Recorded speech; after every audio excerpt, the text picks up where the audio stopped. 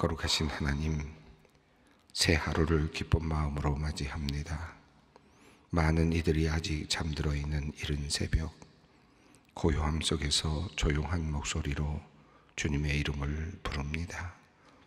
어둠을 밝힐 태양이 아직 저 산 너머에 있지만, 구름에 가려 그 찬란한 영광이 보이지 않지만, 새날이 이미 시작되었음을 알기에 주님께 감사와 찬송을 올려드립니다. 하나님, 오늘 이 아침 우리의 입술의 모든 말과 마음의 묵상이 주님께 연락되기를 간절히 원합니다. 우리의 고백이 진실하게 하시고 우리의 찬양이 힘차게 하시며 우리의 생각이 주님을 향하여 그리고 신앙에 대하여 또렷하게 하여 주시옵소서. 주님의 자비를 우리들에게 한없이 내려 주시옵소서. 하나님, 우리로 하여금 진실되게 하여 주시기를 기도합니다. 늘 낮은 자세로 눈물과 기도로 주님을 섬기고 따르는 주님의 백성들이 되게 하여 주시옵소서. 사람의 마음에 들기 위해 꾀를 내며 눈치를 보며 듣기에 좋은 말을 하는 것이 아니라 하나님의 마음을 기쁘게 하기 위하여 정직과 거룩의 옷을 입는 우리가 되게 하여 주시옵소서. 사람에게 잘 보이기 위해 죄와 타협하거나 거짓말을 하지 않게 하시고 말씀에 비추어 생각하고 말하고 행동하는 하루가 되게 하여 주시옵소서. 한국 사회를 위해 주님께 기도합니다. 의과대학 입학생 증원 문제를 놓고 정부와 의료인 사이의 갈등의 골이 깊어지고 있습니다. 정부와 의료계의 입장이 첨예한 대립을 이루며 좀처럼 타협점을 찾지 못한 가운데 의료 공백이 발생하고 응급 상황에 놓인 환자들이 어려움을 겪고 있습니다. 먼 곳에 있는 벌어지는 일이 아니라 바로 우리 주위에서 발생하고 있는 어려움이요, 우리 자신에게 닥칠 위험이기도 하여 두려움이 많습니다. 주님, 갈등의 시기일수록 더욱 하나님의 지혜와 평화를 구합니다. 하루속히 의료 종사자와 정부 관계자 간의 합의가 원만하게 이루어지게 하시고 화해와 협력의 길을 찾을 수 있도록 지혜를 허락하여 주시옵소서. 불신과 분노 또는 강압적인 자세를 내려놓고 서로 이해하고 존중하며 국민의 생명과 복지를 최우선으로 여김으로 합의할 수 있도록 그 마음을 움직여 주시옵소서. 하나님, 오늘 소망가족 합동 추모 예배가 수양관에서 있습니다. 떠난 이의 사진만 보아도 눈물이 흘러내리고 생각만 해도 마음이 슬퍼집니다. 남은 이들을 위로하여 주시옵소서. 사랑하는 가족을 먼저 떠나보낸 이들의 눈물을 닦아주시고 그들의 상실감과 슬픔이 주님께서 부어주시는 평안으로 바뀌는 은혜를 내려 주시옵소서. 늘 슬픔을 당한 사람들을 위해 몸과 마음을 다하여 섬기는 경조부원들의 신원을 강건하게 지켜 주시옵소서. 한 해 동안 슬픈 이들과 늘 함께 위로한 권사님들의 수고를 기억하여 주시옵소서. 그들의 섬김을 통하여 하나님께서 영광을 받으시고 슬픔을 당한 이들이 위로를 얻었습니다. 오늘 주보 예식을 위하여 준비하고 진행하는 경조부와 또 예식을 돕는 음악인들, 그리고 찬양대와 안내를 맡은 모든 돕는 손길들, 차량 봉사, 식사 봉사, 그리고 또한 수양관의 모든 직원들에게 지혜와 힘을 주시고 저들의 수고를 통하여 유족뿐 아니라 우리 소망교회가 든든히 서가는 은혜를 허락하여 주시옵소서. 오늘도 연약해진 심신을 바라보며 마음 부여잡고 기도하는 소망의 성도들이 있습니다. 간절히 간구하였으나 더디 이루어짐으로 말미암아 마음이 상한 성도들도 있습니다. 주님, 위로하여 주시고 이길 힘을 주시며 인내의 믿음 허락하여 주시되 하나님의 응답이 속히 주님 받을 수 있도록 주님께서 역사하여 주시옵소서. 오늘 흉선종으로 이비 인후과와 흉부외과 수술이 있는 성도님이 있습니다. 수술하는 의료진을 주관하여 주시어서 정확하게 진단하고 잘 수술할 수 있도록 인도하여 주시옵소서. 이후의 회복의 과정도 도와주셔서 이 병으로 인하여 어떤 어려움도 없도록 주님께서 각별히 지켜주시옵소서. 특별히 하나님을 더 깊이 알게 되는 시간이 되게 하여 주시고 일상이 하나님과 동행하는 인생의 후반전이 되게 하여 주시옵소서.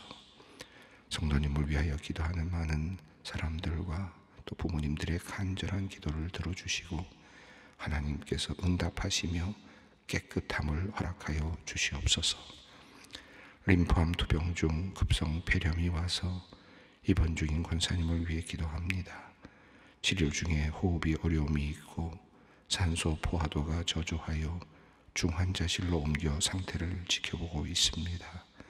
의료진들에게 지혜 주셔서 적절한 처방과 치료를 이어가게 하시고 권사님께는 이 고비를 잘 넘길 수 있도록 은혜를 베풀어 주시옵소서.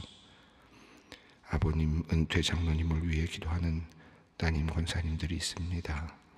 폐렴이 심해져서 입원하여 주말에 중환자실로 옮겼는데 하나님께서 기적적으로 회복을 더해 주셔서 호흡의 안정을 찾았습니다. 이후 수치가 불안정한 가운데 매우 힘든 상황도 맞았습니다. 하나님 다시 조금씩 회복하여 주심을 감사드리고 하나님께서 또 한 번의 기회를 주시고 가족들이 함께 할 수 있는 은혜를 주심을 감사합니다. 함께하는 모든 가족들의 간절한 기도 들으시고 은퇴 장로님의 호흡을 늘 지켜주시고 건강을 붙잡아 주시옵소서. 오늘 오전 뇌동맥류 코일 색전술 시술을 받는 집사님을 위해 기도합니다.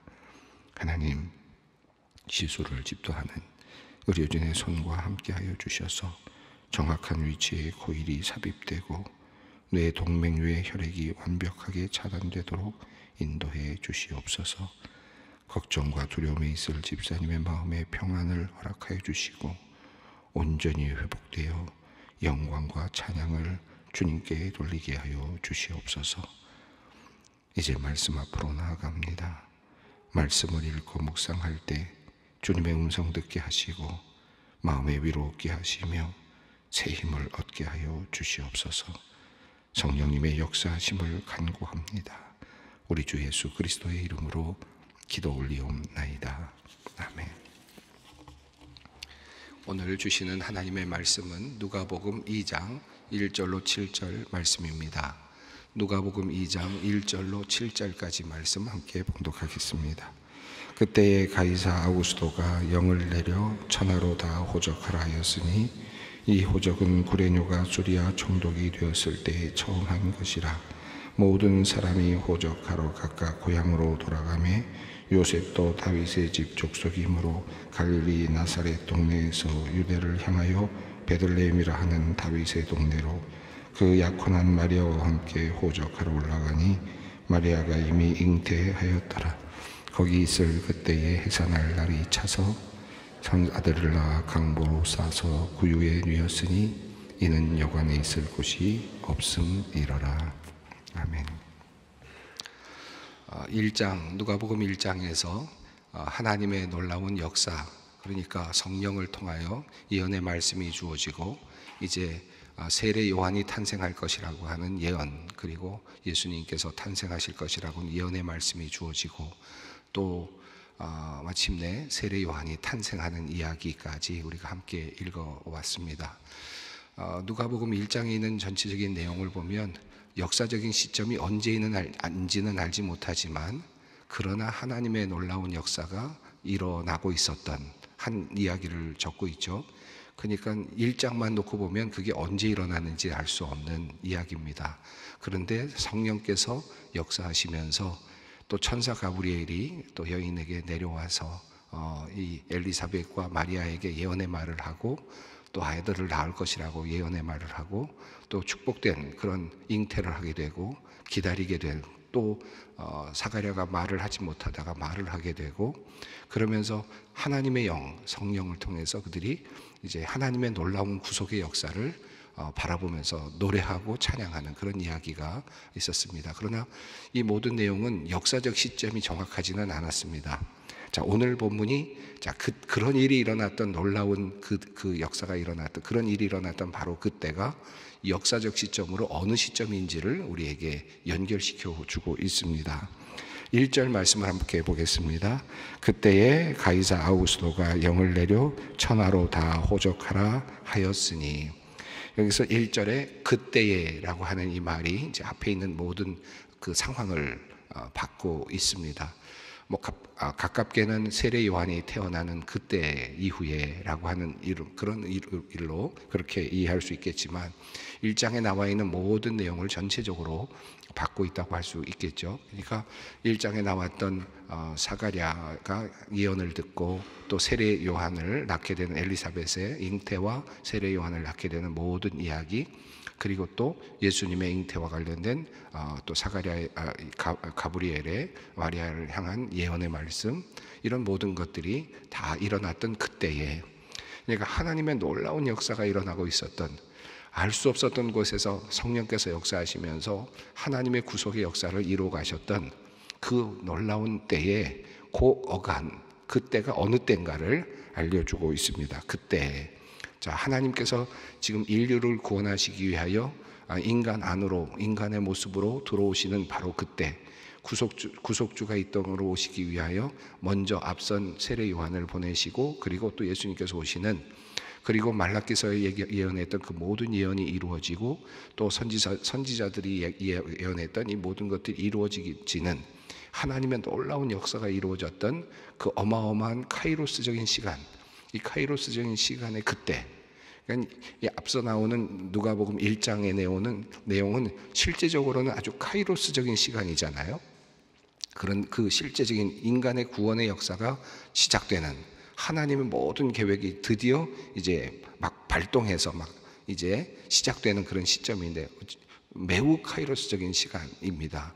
하나님의 나라가 이제 이 땅에 도래하는, 예수 그리스도를 통해서 도래하게 되는 그런 카이로스적인 시간인데, 그런 카이로스적인 시간이 이제 크로노스적인 시간과 맞물립니다. 이 세상에서 살아가고 있는 사람들의 이야기와 맞물리는데, 1장이 영적인 세계였다면 2장은 이제 세속적인 세계와 연결이 된다고 할 수 있겠죠.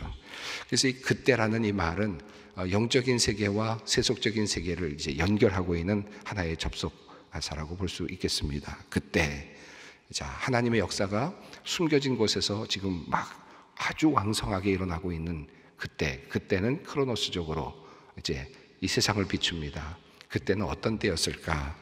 자, 세상의 사람들은 그저 편안하게 살아가고 있고 또 일상의 삶을 살고 있고 그저 자기의 일을 하고 있는 그때, 화면으로 비춰진다면 마치 1장에 있는 내용은 막 역동적이고 막 놀라운 역사가 일어나는 그런 하나의 그런 시간이라면, 그리고 나서 화면이 이렇게 비춰지고 있는 세상은 그냥 아무 일도 없었다는 듯이 그저 일상으로 살아가고 있는, 그저 왕이 다스리고 있고 정치가 이루어지고 있고, 정치가는 또 나름대로 자기의 이익을 얻기 위해서 또 나름대로 일을 하고 있고, 뭐 세금을 많이 거두기 위해서 나름대로 뭐 법을 만들고 있고, 뭐 이런 세상, 그냥 일상적인 세상입니다. 일상적인 세상이 이렇게 비추어지고 있습니다. 자, 그때는 어느 때인가? 가이사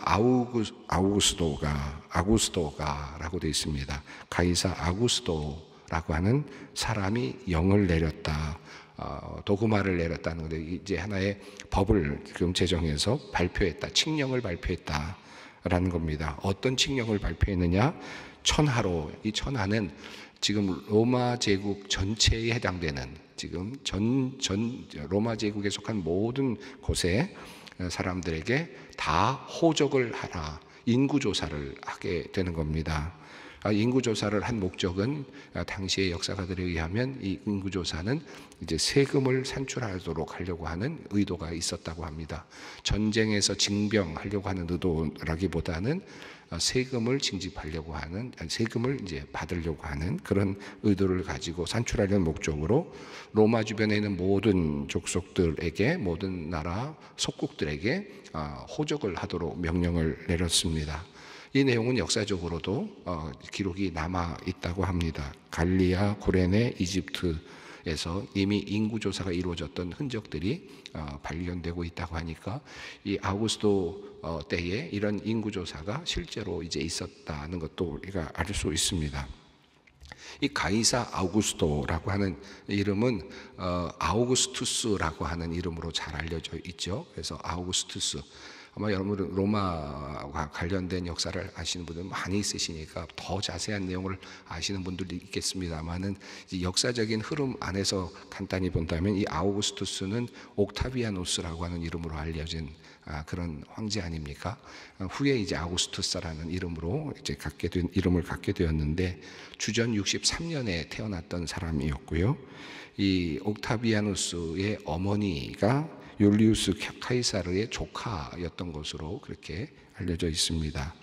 율리우스 카이사르가 암살을 당한 후에 삼도 정치라고 해서 이제 세 사람이 정치를 하는 그런 시기가 있었는데 옥타비아누스와 안토니우스 그리고 레피두스라고 하는 인물이 셋이 삼도 정치를 하다가 레피두스라는 사람이 먼저 실각을 하고 그리고 혼자해서 물러나게 되고요.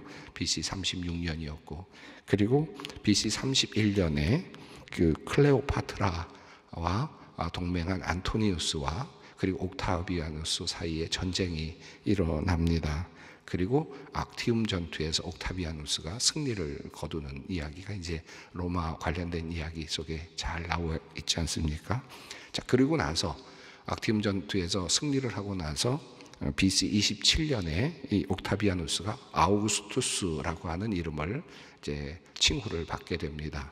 존귀한 자라는 뜻을 가지고 있는 아우구스투스 그리고 카이사르라고 하는 이름을 갖게 되죠. 이 아우구스투스는 나중에 AD 14년에 사망한 것으로 이렇게 역사적으로 기록이 되어 있으니까 예수님의 유년 시절까지 다스렸던 그런 로마의 황제였고 그리고 나서는 그 티베리우스라고 하는 황제가 이후 다스리게 되는데 예수님께서 활동하시는 그 당시에 이 로마의 황제는 티베리우스였습니다. AD 14년부터 AD 37년까지 다스린 것으로 나오니까 대략 예수님의 활동 시기 공적 생애에는 티베리우스 황제가 다스렸다고 할 수 있겠습니다. 자, 이런 역사적인 배경을 놓고 보면 여기 지금 가이사 아우구스토라고 하는 이 이름은 지금 카이사르 아우구스투스의 시기를 말합니다. 자, 이때 이 왕은 지금 로마의 황제는 호적을 모두 하도록 이렇게 했고 그것을 통해서 세금을 받으려고 하는 이제 그런 나름의 그 정책을 사용하고 있습니다. 한쪽에서는 지금 영적으로 지금 놀라운 일이 준비되고 있고 하나님의 구원자가 아들로서 이 땅에 내려오는 역사적인 사건이 벌어지고 있고 성령은 그 사실을 여기저기 알리면서 사가랴 그리고 엘리사벳 그리고 마리아에게 이것들이 알려지면서 지금 하나님의 구원의 계획이 놀랍게 이루어지고 있는 한 장, 누가복음 1장. 그런데 이렇게 2장으로 넘어가면서는 세금을 더 받기 위해서 지금 왕은 지금 호적을 하라는 명령을 내리고 그저 일상에 그저 삶이 이어지고 있는 세상의 모습이 그려지고 있습니다. 자, 이렇게 일상의 모습이 그려지고 있는 이 세상, 그런데 그냥 일상인 것 같은 이 세상이 실제적으로는 또 하나님의 뜻을 이루는 놀라운 섭리가 숨겨져 있는 일상 같은데 그 일상이 그냥 일상이 아닌 하나님의 놀라운 섭리가 그 안에 구속의 섭리가 실제적으로는 내재해 있는 그런 일상이었다는 사실을 우리에게 알려주고 있습니다. 2절 그리고 3절 읽습니다. 이 호적은 구레뇨가 수리아 총독이 되었을 때 처음 한 것이라 모든 사람이 호적하러 각각 고향으로 돌아가매. 이 아우구스투스가 황제였던 그때 그리고 그때는 또 수리아 지역에는 구레뇨라는 사람이 총독으로 있을 때다. 보다 분명하게 그때를 알려주고 있습니다. 그리고 지금 호적을 하라라고 하는 명령 때문에 이제 각각 사람들은 각기 고향으로 돌아가서 호적을 하게 되었다라고 좀 그렇게 이야기를 합니다. 자, 이 각각 고향으로 돌아가서 호적을 하게 되었던 이 일은 실제적으로는 하나님의 놀라운 약속의 말씀이 이루어지도록 하는 아주 놀라운 그런 사건이 되고 맙니다. 그러니까 일상적인 왕의 어떤 세금을 더 거두려고 하는 그저 그런 일에 불과했던 하나의 일인데, 세상적인 일이었는데 하나님께서는 이 세상적인 일을 사용하셔서 약속이 성취되는 그런 역사를 이루어 가십니다. 이 요한, 그러니까 요셉이죠. 아버지, 예수님의 아버지가 되는 요셉은 다윗의 가문 사람이었고, 그리고 베들레헴이 고향이었습니다. 그래서 다윗의 동네였던 이 베들레헴으로 지금 그가 가서 호적을 하게 되었다는 겁니다. 그래서 베들레헴에서 왕이 태어날 것이라고 하는 하나님의 말씀의 예언이 이루어지는데, 베들레헴 사람이면서도 베들레헴 밖에 살았고, 실제로 아이는 나사렛 여인, 나사렛에 살고 있었던 한 여인, 이름도 제대로 그저 평범한 이름이었던 마리아라고 하는 한 여인, 그리고 뭐 특별한 가문도 아닌, 그리고 또 나사렛이라고 하는 지역은 전혀 성경의 구약에 나타나지도 않았던 곳이었는데, 그곳에서 하나님께서는 마리아를 통하여 아이를 갖게 하시고는, 그리고는 베들레헴으로 그 호적하라고 하는 이 명령 하나, 이 세상적인 역사의 흐름 속에서 그것으로 가게 만드시면서 하나님의 예언의 말씀이 일치하게 만드시는 놀라운 섭리를 지금 보여주고 있습니다. 자, 각각 고향으로 돌아가고 있습니다. 자, 4절 말씀입니다. 요셉도 다윗의 집 족속이므로 갈릴리 나사렛 동네에서 유대를 향하여 베들레헴이라 하는 다윗의 동네로. 나사렛에서 베들레헴까지는 대략 한 145km 정도 거리라고 합니다. 그리고 예루살렘에서 베들레헴까지는 한 10km 정도, 12km, 10km 정도의 거리라고 합니다. 자, 그러니까 어쨌든 이 꽤 긴 거리를 아마 아이를 지금 잉태한 상태에서 힘들게 먼 거리를 이동을 했다고 할 수 있겠죠. 자, 이 5절도 함께 읽습니다. 그 약혼한 마리아와 함께 호적하러 올라가니 마리아가 이미 잉태하였더라. 일상적인 세상적인 일이 지금 이어지고 있는데, 그저 호적하기 위해서 로마의 칙령을 따라서 어쩔 수 없이 그 일을 하고 있지만, 마리아는 하나님의 성령의 능력으로 잉태하였고, 그리고 요셉은 지금 자기의 고향으로 가고 있고, 그리고 이제 베들레헴에서 이제 한 왕이 태어나게 됩니다. 하나님의 역사가 일어납니다. 6절 말씀을 읽습니다. 거기 있을 그때에 해산할 날이 차서, 거기 있을 그때, 베들레헴이라고 하는 곳에 머물고 있을 때 해산할 날이 찼다. 이건 해산할 날이 찼다는 건 육체적으로 해산할 날이 찼다는 의미겠지만, 이 언어의 의미를 보면 시간이 성취되었다라는 의미로 또 번역할 수 있습니다. 시간이 성취되었다. 앞서서도 같은 맥락에 시간이 성취된 표현이 나왔었는데, 여기서도 시간이 성취됐다. 하나님의 때가 이제 드디어 다가왔다. 그래서 이제 거기서 이제 아들이 태어나게 됩니다. 7절 말씀을 읽습니다. 첫 아들을 낳아 강보로 싸서 구유에 뉘었으니 이는 여관에 있을 곳이 없음이러라. 이 7절 말씀이 많은 사람들에게 상당히 많은 상상력을 준 것은 사실입니다. 마태복음에도 구유에 뉘었다라고 하는 내용은 없고, 또 여관이 없었다는 내용도 없고 사실 없는데, 말구유에 뉘인 것, 그리고 또 마구간에서 태어난 것, 말구유에 뉘었다니까 마구간에서 이제 있게 되었다는 얘기도 또 상상이 되고, 또 여관이 없었다니까 당연히 이제 그런 상상력이 돼서 이 7절에 있는 말씀 때문에 이제 굉장히 많은 그런 예수님의 탄생과 관련된 이야기들이 이렇게 점점 더 이렇게 예쁜 하나의 그림으로 그려지고 있습니다만은, 이 구유에 뉘었다 아주 단순하게 말하고 있고요, 여관이 없었다라고 하는 표현만 하고 있습니다. 6절과 7절을 이렇게 쭉 읽어보면 우리가 장소에 대한 부분도 중요하지만 사실은 때가 찼다, 하나님의 구원의 때가 이르렀다. 이 내용이 훨씬 더 이 6절과 7절에서 더 중요한 의미를 가지고 있다고 보여집니다. 자, 하나님의 때가 드디어 찼다. 기한이 찼다. 정해진 시간이 드디어 도래했다. 하나님의 구원의 계획이 이제 이루어질 때가 되었다. 때가 찼다. 라고 하는 이 표현이 더 큰 의미가 있습니다. 우리의 삶에 있어서도 여러 가지 일들이 일어나고 또 하나님을 만나기도 하고 때로는 또 특별한 경험을 하기도 하고 그런 경험들을 이제 신앙인들은 하게 되는데 그런 모든 경험들이 하나님의 때와 연결이 됩니다. 내가 하고 싶다고 해서 되는 것이 아니고 또 크로노스적인 시간 안에서 어떤 특별한 어떤 계기, 어떤 이런 때에는 이런 일이 일어나더라. 금식을 10번 하면 뭐 일어나더라. 이런 게 아니고 하나님의 때, 하나님의 때가 이르렀을 때, 때가 찰 때, 그때 일이 발생하는 거죠. 하나님의 역사가 드러나는 겁니다. 거기 있을 때 해산할 날이 찼다. 시간이 다 찼을 때 구속의 은혜가 이제 이 땅에 드러납니다. 하나님의 아들이 이 땅에 드러나는 역사가 일어나게 됩니다. 해산할 날이 찼다. 시간이 성취되었다. 우리 삶 속에도 그런 때가 있습니다. 그것이 언제일까? 또 때로는 매우 중요한 시점들이 우리 인생에서 하나의 큰 획을 그으면서 때가 차는 경험들을 하게 됩니다. 여러 시간을 지나가다가 어느 시간이 때가 차는 시간이 있습니다. 그것이 병상일 수도 있고요. 그것이 때로는 어떤 다른 위기의 순간일 수도 있고요. 어떤 특별한 어떤 장소일 수도 있고요. 어떤 뭐 특별하게 어떻게 공부하던 그다가 책을 읽던 중에 일어날 수도 있고요. 또 만남 중에 일어날 수도 있고요. 뭐 다양한 일들이 때가 차는 순간들이 있습니다.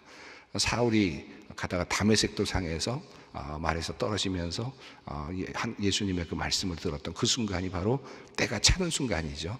다른 일상의 일들이 쭉 이어지다가 어느 순간에 하나님의 역사의 시점이 도래하는 그런 순간들이 우리에게 있습니다. 여기도 보면 때가 차고 그리고 이제 시간이 성취되면서 이제 하나님의 놀라운 역사가 일어나고 있습니다. 첫 아들이라고 하는 표현이 나왔는데 7절에서 이 첫 아들은 이후에도 예수님의 동생들이 태어났다라는 의미도 포함이 될 수 있겠지만 여기서 말하는 의미는 이제 2장 23절 24절 후에 우리가 보겠습니다만은 예수님께서 할례를 받으실 때 이제 모든 만물들 모든 첫 번째 것들 첫 해에서 태어난 처음 난 자를 하나님께 드리는 그런 내용이 나오는데 그것과 연결돼서 첫 아들이라는 의미를 보다 좀 강하게 표현하고 있다고 보여줍니다. 그리고 예수님은 구유에 누였고 여관에 있을 곳이 없었다. 이 말씀은 예수님께서 이 땅에 오셨지만 하나님의 아들로 오셨지만 그러나 겸손한 모습 우리가 성탄절 때 늘 우리 이 말씀은 늘 묵상을 하니까 하나님의 아들이 이 땅에 오셨으나 그는 어떤 특별한 그런 장소에 오신 것, 큰 어떤 위대한 장소에서 태어나신 것이 아니라 조용하게 여관에서도 있을 곳이 없을 만큼 조용하게 구유야에 누이어서 예수님의 이 땅에 오시는 모습이 나타납니다. 겸손한 모습으로 드러내지 아니하고 그러나 역사 안에서 이 예수님의 탄생은 어마어마한 충격파라고도 할 수 있겠죠. 이 사탄의 세상 이 육적인 세상 안에서의 예수님의 탄생은 육적인 물질적인 세상 안에서의 예수님의 탄생은 완전히 다른 세계가 이 땅 안으로 침투해 들어오는 어마어마한 사건이었을 텐데 그 사건이 어떤 큰 충격파로 또는 어떤 뭐 우주가 흔들리거나 어떤 번개가 치거나 이런 모습으로 나타난 것이 아니라 아주 조용하게 말구 위에 누이시면서 이제 하나님의 역사가 시작이 됩니다. 하나님의 나라는 아주 어마어마한 어떤 충격파로 오는 것이 아니라 하나님의 나라는 조용하게 어디에선가부터 시작이 됩니다. 말 구유에서부터 시작이 된다. 바로 우리들의 안에 계시는 예수님의 우리들의 신앙도 그렇습니다. 뭐 크게 어떤 대단한 모습으로 나타날 때도 있지만 그보다는 조용하게 어디에선가 내 안에 움트는 마치 말구의 어딘가에 내가 드릴 만한 공간이 하나도 없는데 어느 공간인가 들어오셔서 그곳에서부터 하나님의 나라가 시작되는 우리의 마음에 우리 영혼의 역사가 시작이 됩니다. 예, 오늘 이 말씀을 읽었습니다. 이제 드디어 이 땅에 오신 예수님 내 안에도 오시옵소서라는 마음으로 함께 기도 자리로 나아가겠습니다. 하늘에 계신 우리 아버지, 아버지의 이름을 거룩하게 하시며 아버지의 나라가 오게 하시며 아버지의 뜻이 하늘에서와 같이 땅에서도 이루어지게 하소서. 오늘 우리에게 일용할 양식을 주시고 우리가 우리에게 잘못한 사람을 용서하여 준 것 같이 우리 죄를 용서하여 주시고 우리를 시험에 빠지지 않게 하시고 악에서 구하소서. 나라와 권능과 영광이 영원히 아버지의 것입니다. 아멘.